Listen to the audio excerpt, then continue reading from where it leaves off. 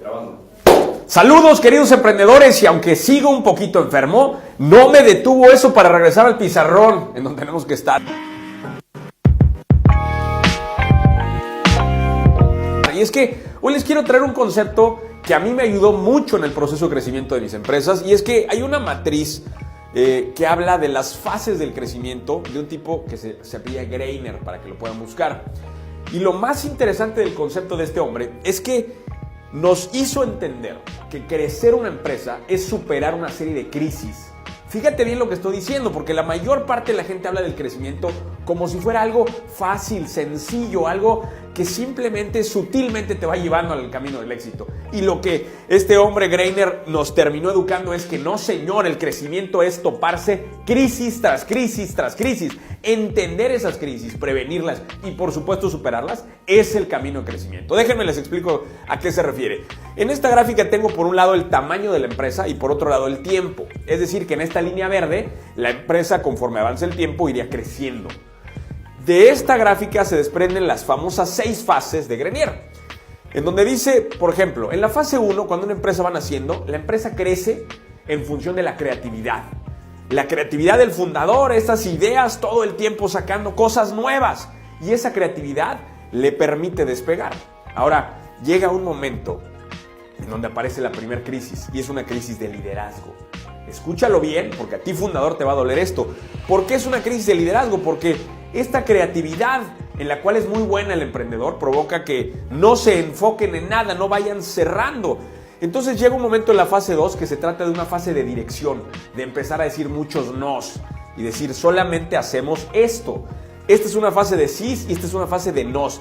Y aquí es en donde se supera la primera crisis de liderazgo. Si sigues haciendo de todo, nunca vas a superar esta primera crisis. Ahora, conforme esta dirección nueva de seleccionar tus batallas te vaya ayudando a crecer, inevitablemente vas a llegar a la crisis número 2, que es una crisis de autonomía. ¿Qué quiere decir? Que estos jefes, estos emprendedores que están en la etapa 2, empiezan a limitar tanto a las personas que se convierten en cuellos de botella.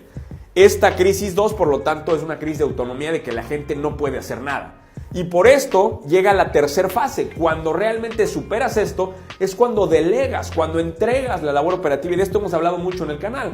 Y aquí es en donde aparece. La delegabilidad es la que te permite llegar a la tercera fase. Una vez que estás en la tercera fase y entonces empieza a operar un equipo interesante, viene una tercera crisis, que es una crisis de control.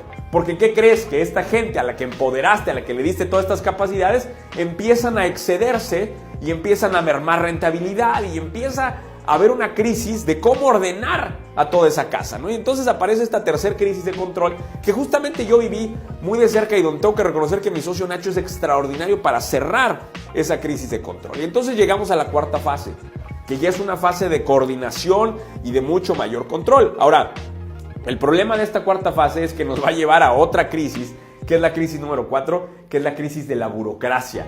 En otras palabras, ordenaste la casa, pero la ordenaste tanto que ahora hay proceso para pedir facturas, hay proceso para esto, proceso de viáticos, procesos, y la organización se hace lenta y se hace imposible de manejar. De hecho, a mí en particular, cuando las empresas llegan a esta etapa, ya no me motiva. Muchos me preguntan, ¿por qué te saliste de tu empresa si es tan exitosa? Sigo siendo socio, pero no me motiva a trabajar en una empresa que se empieza a alentar por su burocracia. Ahora, llegamos entonces a la quinta fase, que es una fase de colaboración, en donde tienes que provocar equipos de trabajo más ágiles, en donde hay más velocidad y hay más intrapreneurs que pueden mover esta velocidad de la empresa. En esta quinta fase de colaboración vas a llegar a la última crisis, que es la crisis de crecimiento autogenerado. En otras palabras, con todo lo que estás haciendo, ahora empieza a haber más presión de los socios porque quieres crecer más, porque ya te gustó el crecimiento. Pero ¿qué crees?